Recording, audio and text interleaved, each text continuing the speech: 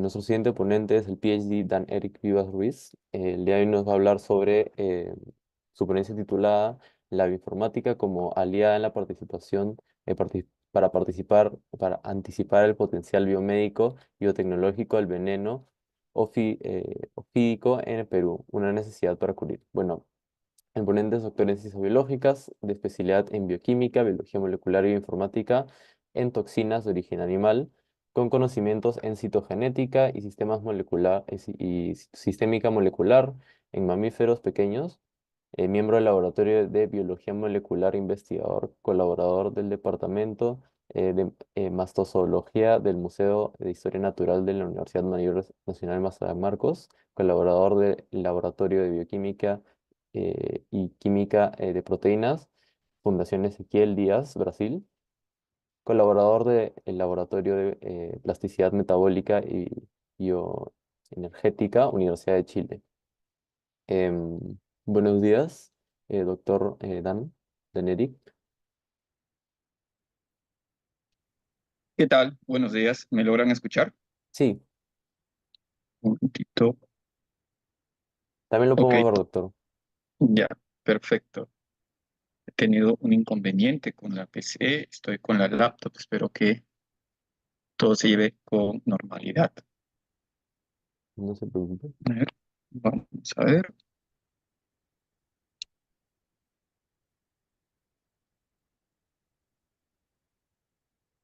Me indican, por favor, si ven mi pantalla. Sí, ya sé su pantalla. Recordarle que a los 5 minutos antes de que termine su ponencia le voy a avisar probablemente. Perfecto, se lo Muchas gracias. agradecería. Hay veces me emociono y Sí, paso el tiempo. ya, Ok, muchas gracias. Nos bien, emocionamos vamos todos. entonces. Gracias. Bien, bueno, yo creo que voy a hacer un paréntesis a todas estas magníficas presentaciones. Pero ante todo quiero saludar a cada uno de ustedes, esperando que se encuentren bien. Agradecer a David Requena por la invitación. Él me agarró en mis 5 minutos para decirle, sí, ok, me interesaría participar en este congreso, que la verdad para mí es bastante emocionante. Yo ya no practico mucho la bioinformática de una manera asidua como lo son ustedes. Me he dedicado más a la parte de docencia, investigación y ahora la parte administrativa para gestionar los proyectos. Sin embargo, me encanta de todas maneras ir estudiando y analizando e investigando lo que sucede con mi objeto de estudio, que son las serpientes venenosas. Sin embargo, a manera de todos estos 14 años que vengo estudiando de manera experimental a los componentes, empezó a surgir una necesidad ya de poder predecir, poder anticipar o poder confirmar algunas cosas mediante las herramientas bioinformáticas. Actualmente en el Perú somos muy contados los grupos que trabajamos con venenos de serpiente o veneno animal en sí. Creo que me va a sobrar los dedos de una sola mano para poder decir cuántos somos. Y el empleo de la bioinformática aquí también es más exiguo. Por esa razón, coloqué el título, ¿no?, de la necesidad por cubrir con respecto a poder estudiar y poder predecir las potencialidades que el veneno de serpiente pueda tener en el campo biotecnológico y biomédico. Entonces, en ese contexto, bueno, siempre se me va a salir lo docente. Siempre quiero dar una antesala, porque algo que siempre noto cuando yo estoy como revisor de tesis, jurado de tesis o revisor de artículos para algunos journals, que tienen un componente bioinformático, detecto algo, y es que nuestros estudiantes se emocionan bastante con las herramientas bioinformáticas que están empleando, que se olvidan un poco de la historia natural de el organismo o la molécula que están estudiando. Y por lo tanto, más se apegan a lo que es explicar cómo funcionan los programas y pierden la noción de poder explicar los resultados. Y esto se debe básicamente a que algunos chicos no conocen, repito, la historia natural del organismo o el grupo de organismos que están estudiando o la molécula que están analizando. Entonces, la discusión no tiene esa ricura en cuanto a la información y las deducciones que se pueden obtener.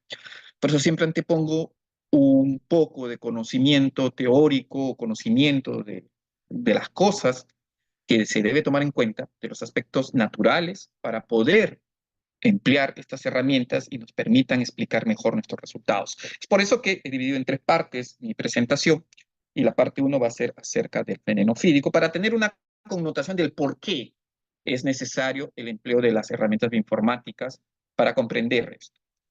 En primer lugar, ¿por qué ofidio? Bueno, ofidio es igual, similar a serpientes, y a veces se lo confunden con anfibios, y veo necesario de todas maneras colocar aquí.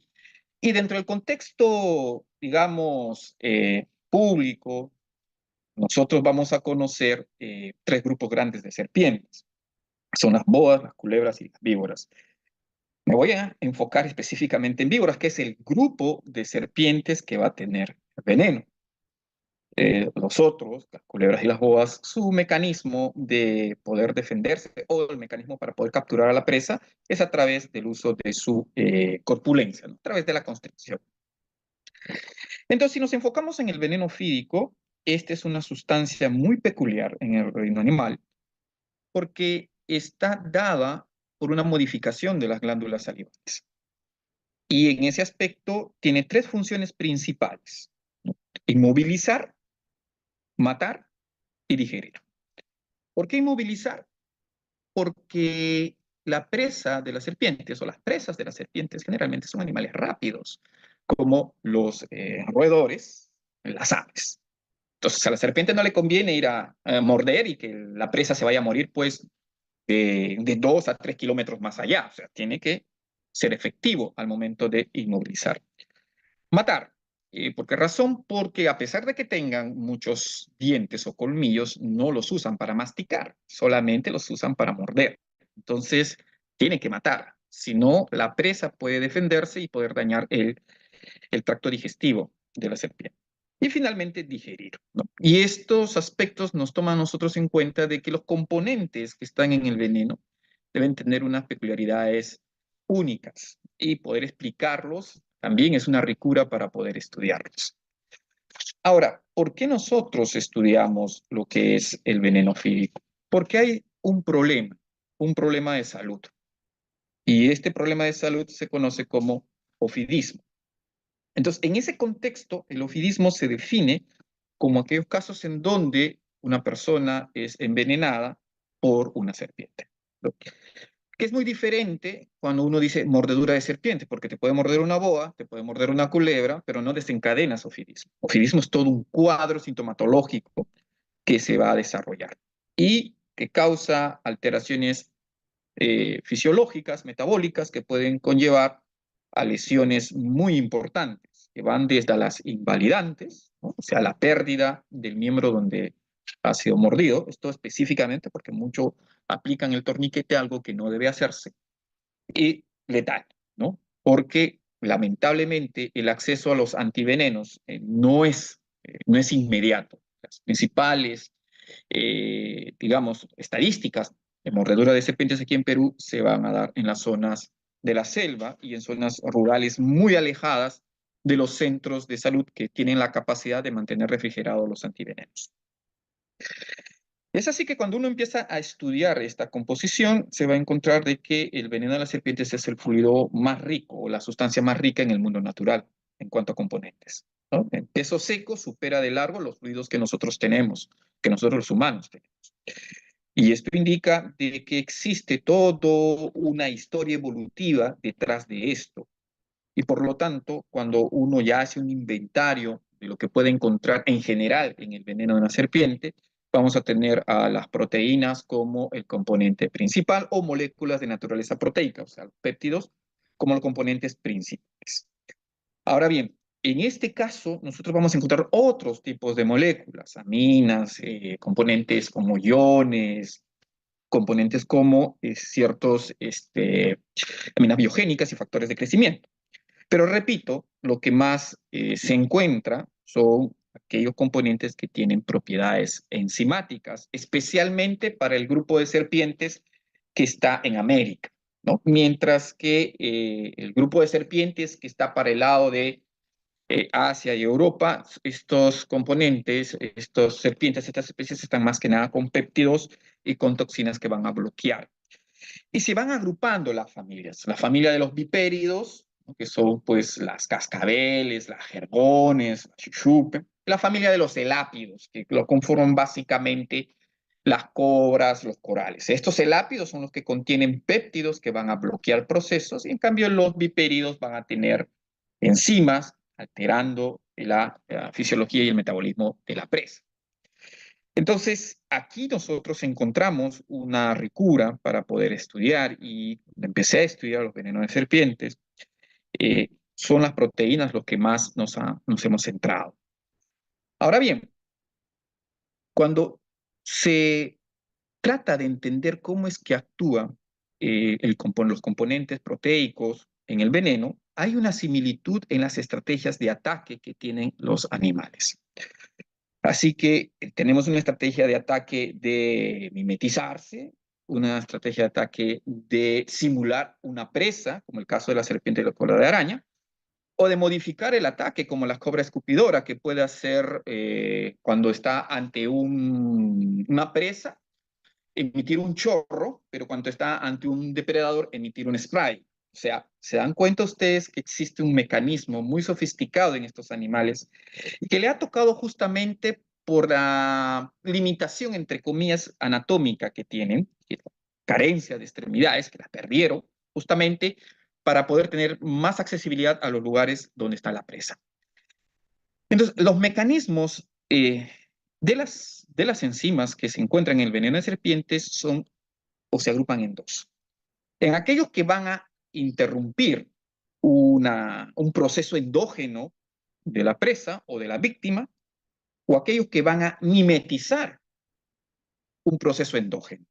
Y cuando digo mimetizar un proceso endógeno, me estoy refiriendo a que van a activar algo que no se debería activar en ese momento, o a inhibir algo que no se debe inhibir en ese momento, ¿no? O sea, este diseño de estrategias de cómo estas proteínas van a ir actuando nos indican de que ha ido un proceso, digamos, microevolutivo en las proteínas para poder generar este tipo de acciones. Pero ¿de dónde surgen todas ellas? No es que de nuevo se haya creado la glándula del veneno y se hayan producido ahí eh, las proteínas tóxicas.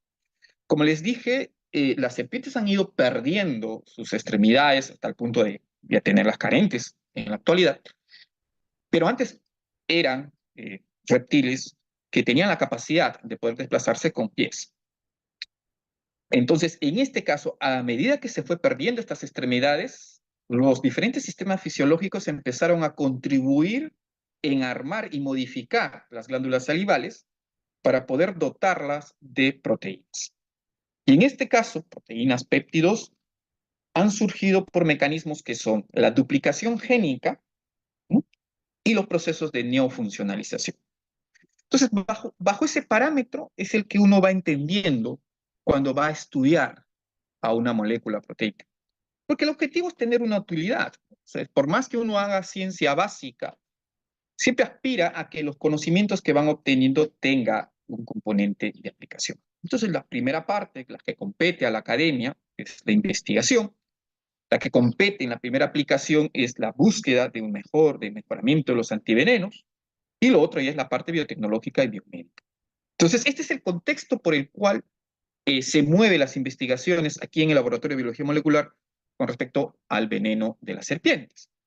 Entonces, esta imagen siempre me gusta poner, resume todo lo que nosotros hacemos aquí, es tener dos enfoques, el enfoque de generar conocimiento y el enfoque de la aplicación.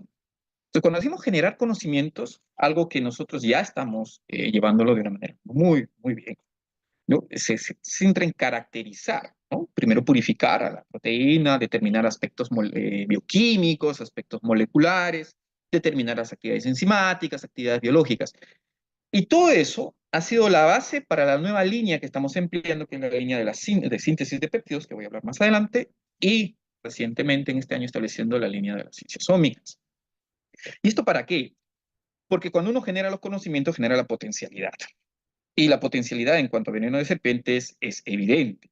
Muchas aplicaciones en la biomedicina y la biotecnología para el empleo de ello. ¿Eso qué significa? Que cuando uno ya tiene la potencialidad, tiene que empezar a estudiar y anticipar, ¿no? ¿Para qué podría ser útil? Y ahí es donde el componente bioinformático ingresa, porque ya tienes una base experimental que te permite a ti predecir.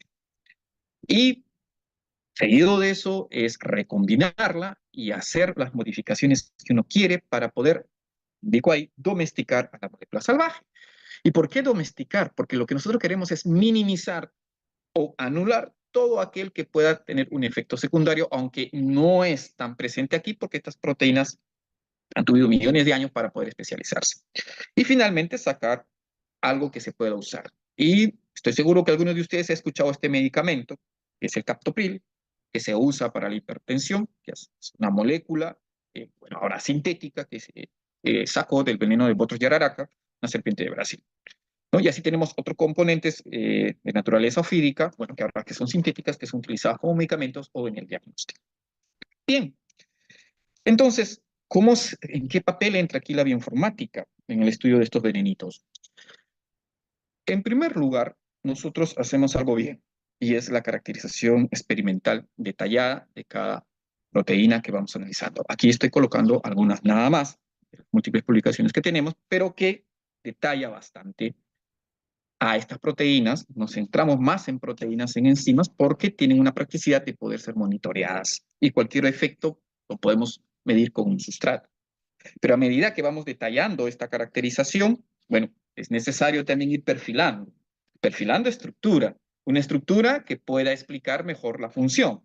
Entonces ahí es donde entra el componente informático. Y estas herramientas, y yo estoy seguro que para muchos de ustedes estas herramientas son bien primariosas, ¿ya? Es la que venimos usando.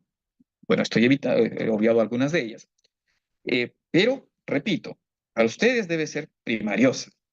Pero ¿por qué nosotros usamos este tipo de técnica? Porque tenemos un soporte experimental que pueda complementar muy bien lo que se pueda predecir y luego poder conformarlo o poder confirmarlo de manera experimental. Entonces, estas herramientas a lo largo, todas ellas han estado enfocadas en poder establecer relaciones, ¿no? En el caso de Mega, relaciones con otras proteínas ya reportadas en otros grupos de investigación y que lo podemos ver en UniProt, y también la generación de la estructura secundaria. Y así empezó a existir una necesidad. La necesidad de que si voy a utilizar herramientas bioinformáticas, necesito una secuencia proteica o necesito una secuencia nucleotídica, para el cual puedo deducir la secuencia proteica.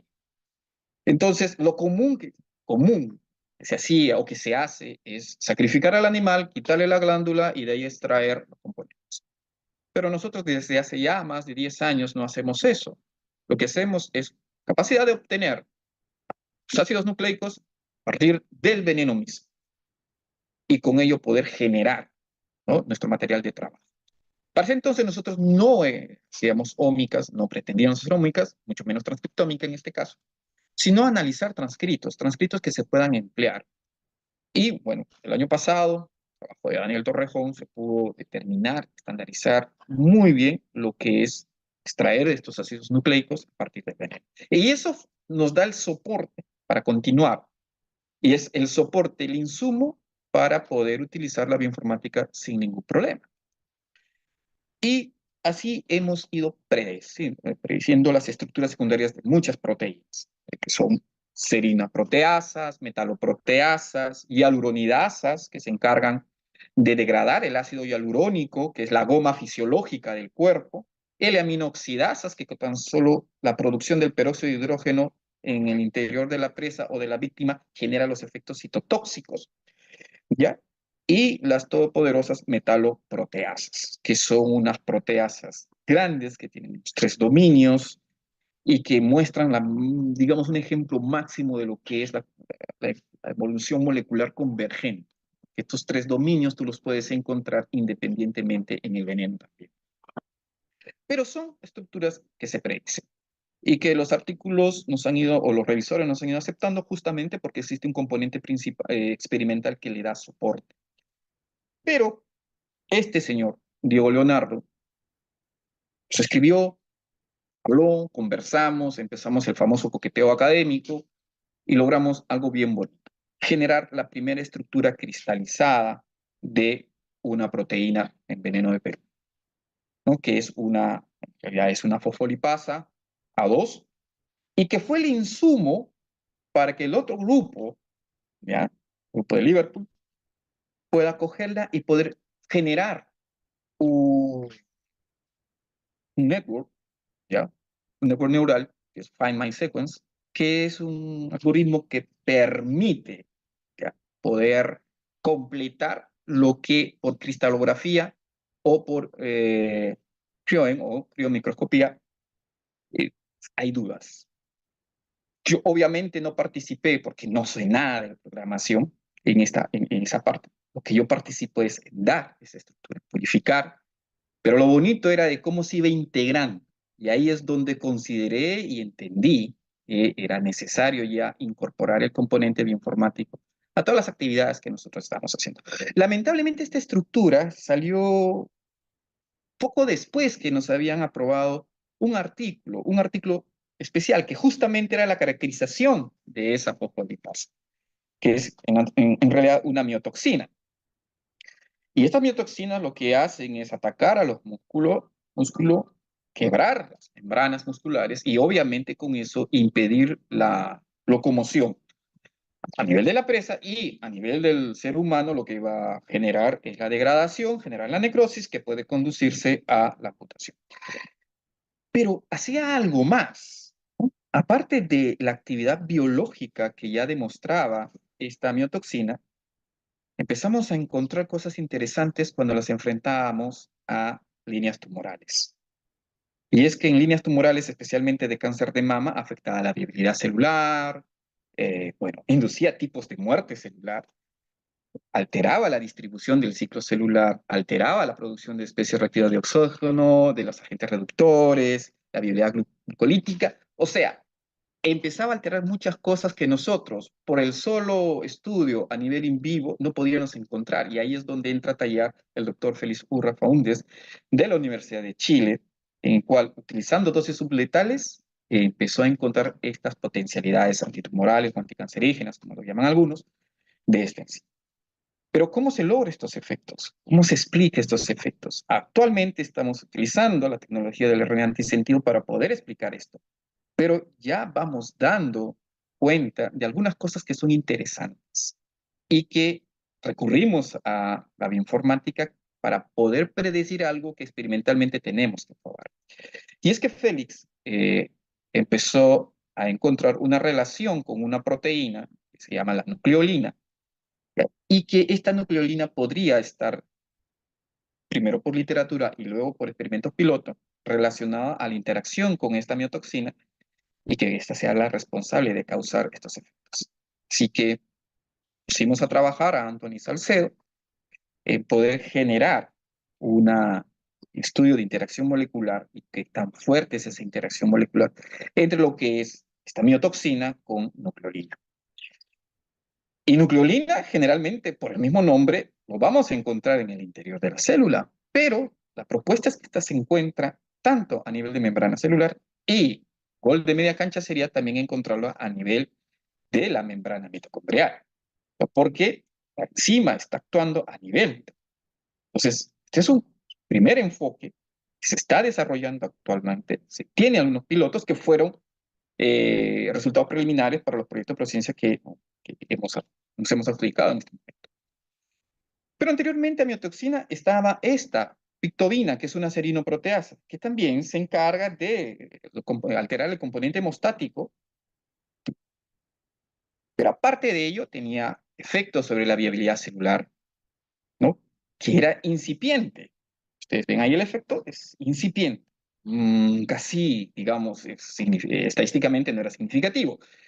Cuando encontramos esos datos dijimos, bueno, no mata a las células, no hay ningún problema. Pero el efecto que nos llamó bastante la atención era la viabilidad celular como tal, y la migración de las células. Y lo que se podía encontrar aquí es que se alteraba la migración celular. ¿Y cómo alteraba la migración celular? Bueno, en primer lugar, despolarizaba a las mitocondrias, ¿ok? Luego alteraba el network mitocondrial. Estas son las imágenes en donde tenemos las células tumorales apilan a las mitocondrias, generan un network mitocondrial que la enzima lo destruye, individualiza las mitocondrias. Y al individualizar las mitocondrias es como si ese carrito de control remoto que necesita como 6, 7 pilas en fila, ¿no? Las necesita en fila. Ahora que tú las sacas, que siguen teniendo carga, no van a funcionar y no le van a dar la energía necesaria para moverse. ¿Cómo se da ese efecto? Propuesta nuevamente es una posible participación de los receptores activados por proteasas, par 1 y par 2, como los relacionados. Y esta es una tarea que Diego Flores, estudiante de la Escuela de Genética y Biotecnología aquí, quiso asumir. Vino y me dijo, hiciera un tema, y yo le digo, mira, tenemos esta hipótesis. Y él recién está planteando el proyecto y se va a encargar. Luego tenemos a esto. Esta metaloproteasa actúa a nivel mitocondrial, pero lo que generalmente hace es modificar. No se mete mucho con las de mama, pero sí con las de cáncer colorectal, CACO2, y les altera la morfología celular. Entonces, en este caso, hay relación. Si vemos que hay diferencia en cuanto a línea celular, hay receptores que deben estar explicando eso. ¿Produce cambios a nivel mitocondrial? Sí los produce. ¿Ok? Pero lo interesante es que esta metaloproteasa incrementa la actividad anticancerígena del fármaco BH3, que es un fármaco mimético que se emplea en el estudio de cáncer de mama. O sea, potencia la acción del fármaco. Pero la proteína es muy grande. Es una metaloproteasa. Tenemos 700 aminoácidos conformando esa estructura, lo cual sí podría generar o va a generar, ¿no?, una inmunogenicidad si uno emplea a la proteína entera. Es así que ya como parte final entramos a las oportunidades para poder cubrir esta necesidad de estudio con la bioinformática, y aquí entra a traer los proyectos ProCiencia. En primer lugar, necesitamos equipamiento que nos permita corroborar lo que bioinformáticamente podemos predecir. Y para ello, el laboratorio se ha adjudicado un proyecto de 1,5 millones que va a comprar este juguetito, que es un sintetizador de péptidos. Esto gracias a iniciativa del doctor Carlos Chávez Olortegui, de la UFMG Brasil. Con esto nosotros, en primer lugar, vamos a predecir, luego vamos a sintetizar y vamos a ver cuál es el que tiene ese efecto. Y obviamente un HPLC en fase reversa que nos permita purificar. Luego tenemos dos proyectos. El primero, que está relacionado a entender mejor el mecanismo de fosfolipasa y nucleolina. Y el segundo, que es una meta personal, entender las bases estructurales de cómo las metaloproteasas tipo 3, que se llama pictolisina, lo hace. Y justamente esto es lo que nosotros tenemos.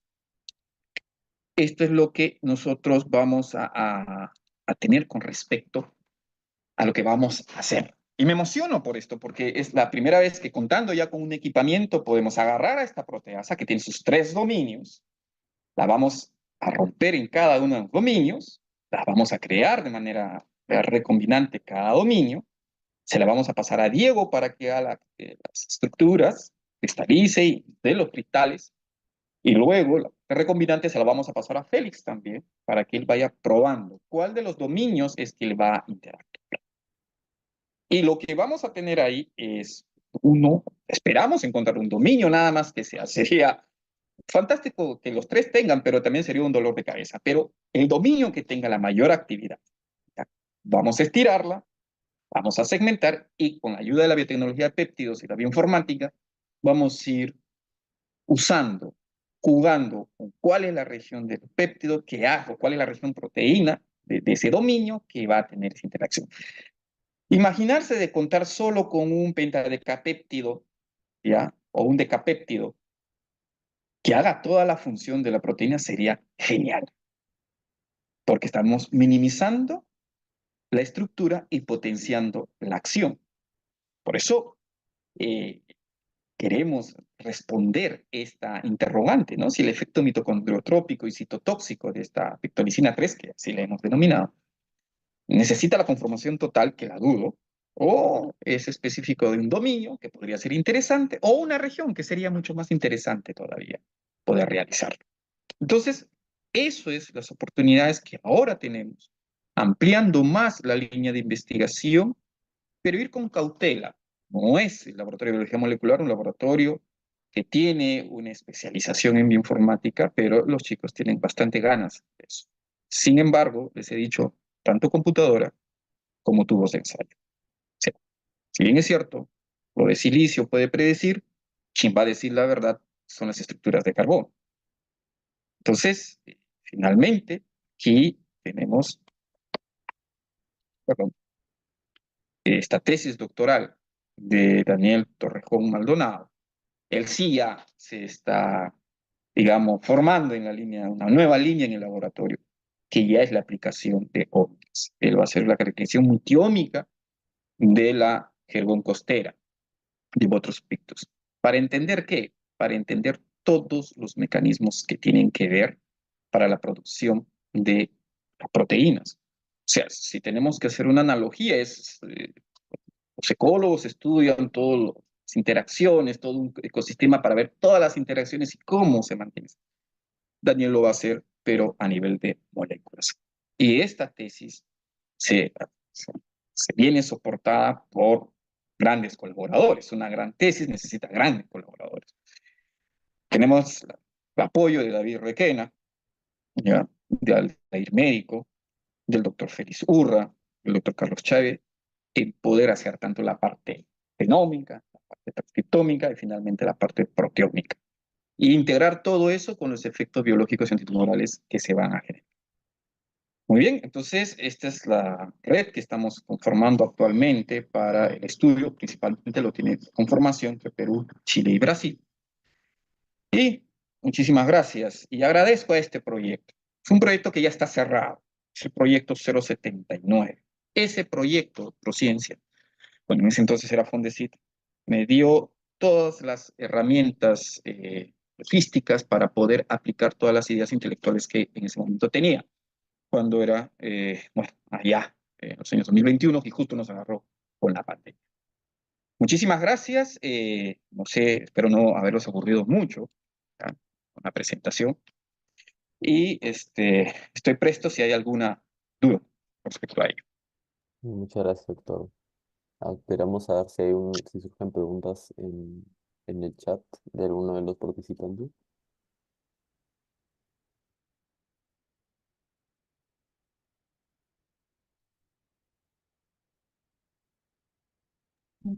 ¿Lo Yo entendieron quisiera alguito o aprovechar. no entendieron? Díganme, sí. No, profesor, encantada, ha estado súper bueno, me emociona todo lo que están haciendo. Y mi pregunta es, con respecto a la metaloproteasa que identificaron, ¿saben si esto tiene un efecto en la matriz extracelular? Claro, claro, como Porque toda hay indicios, metaloproteasa, ¿verdad? claro, exacto, como toda metaloproteasa va a atacar colágeno, caderinas, entactina, elastina, ¿no? Ujú. Y su mayor fuerte es inducir la separación de los desmosomas, que recordemos que la caderina es el componente principal. Es algo muy similar que sucede cuando una célula cancerígena va a iniciar la metástasis. Estamos hablando de aquellas que son tejido específico, ¿no? Entonces, desde ese punto de vista es interesante. No puse las imágenes, pero sí se probó con fibronectina, colágeno, todo, y todas ellas se las hidroliza. No, o sea, cambia la configuración de la matriz y Ujú. podría usarse como control, o sea, esa es su propuesta, hacia eso van, como... No, aquí lo que nosotros, la alteración, digamos, de la acción metaloproteasa per se, ¿no? La acción biológica per se, es degradar específicamente endotelio vascular para producir las hemorragias. ¿Ya? Esa es su acción tóxica. Nosotros la acción tóxica la tenemos caracterizada, pero cuando uno prueba la molécula para saber qué sucede en líneas celulares, uno generalmente utiliza concentraciones menores a las letales, ¿no? Menores a las de lesión, y ves el efecto. Y cuanto menos cantidad usas, ves la finura del mecanismo que tienen. Y en esa finura del mecanismo que tienen empezamos a elucidar que empiezan a alterar la morfología de las células. Empiezan a alterar el metabolismo mitocondrial de las células. O sea, sin matarlas, por eso menor cantidad. Y ahí es donde uno proyecta cuál es la región que se encarga de hacer esta actividad que no es canónica en la metaloproteasa. Pero es gigante. Si uno quiere postular todos estos efectos y utilizar una metodología, es gigante. Aparte de tener esos 700 aminoácidos, es glicosilada. Entonces, si tenemos una glicoproteína, esta te va a inducir una respuesta inmunológica a cualquiera que le vas a inyectar. Entonces, vamos a ver si es que podemos minimizar esa potencialidad de manera estructural y tener o un dominio o mucho mejor, solo una región peptídica que se encargue de realizar esto. O un inhibidor, ¿no? Exactamente. No. Pero por lo pronto, la proteína potencia la acción del fármaco que actualmente se usa para tratamiento. Lo potencia.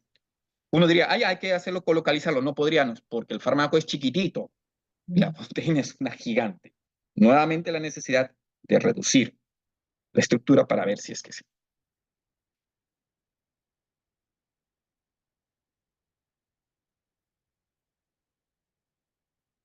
Creo que aquí tengo una consulta, Sí, tiene otra pregunta, doctor.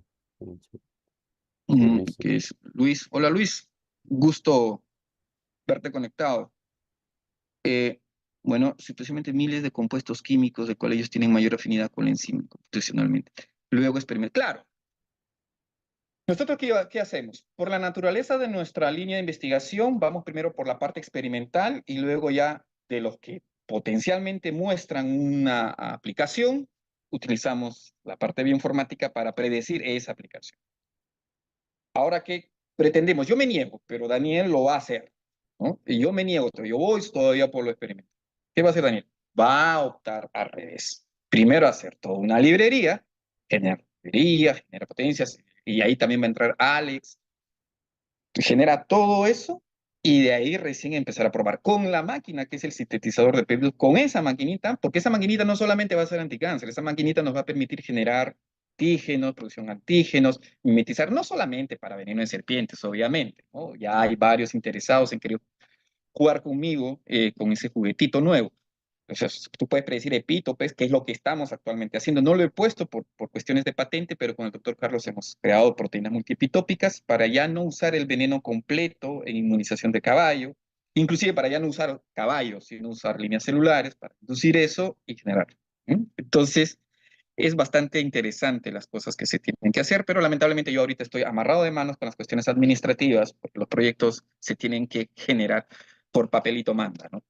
Pero ahí están los chicos para poder hacer estas cosas. Gracias, Luis. Buenos días, doctora. Muy interesante su ponencia en realidad, porque yo cuando estaba recién en pregrado, como para egresar, trabajé también en un laboratorio de principios activos, pero con plantas naturales, ¿no? Extraía los metabolitos secundarios y yo inhibía la fosfolipasa 2 del Botrops. Entonces me parecía muy interesante y pues fue o sea, el proyecto iba más y ahorita estamos todavía en esos. Ojalá continúe con ese proyecto y cualquier duda y cualquier consulta acudiremos a usted, doctor. Claro, hablando de fosfolipasa, sí, tenemos a un niñito, Alejandro, Alejandro Roque, que él trabajó con un compuesto derivado, que es la ausona, Ujú. para inhibir Mm. fosfolipasas. Y ahorita, bueno, él ya sustentó la tesis, y muy bonito. Interesante los compuestos vegetales que alteran bueno, parece que hacen un mecanismo que se conoce nosotros como el suicidio molecular, ¿no? Se meten al sitio activo para Ujú. interrumpirlo, pero se queda ahí. Entonces, parece que la lausona tiene esa potencialidad. Y hay varias plantitas, como, bueno, se llama sachagergón, no sé el nombre científico, discúlpenme, que Ajá. actúa con eso, ¿no? Es bastante Sí, interesante, sí, nos sí. permite Sí, fue moldear. interesante. Nosotros estábamos trabajando con 4 plantas y las 4 funcionaban a diferentes concentraciones, ¿no? Y fue interesante, la verdad. No, Sí, doctor. encantado entonces de poder colaborar más adelante, no hay problema. Listo. Muchas gracias, doctor. Gracias.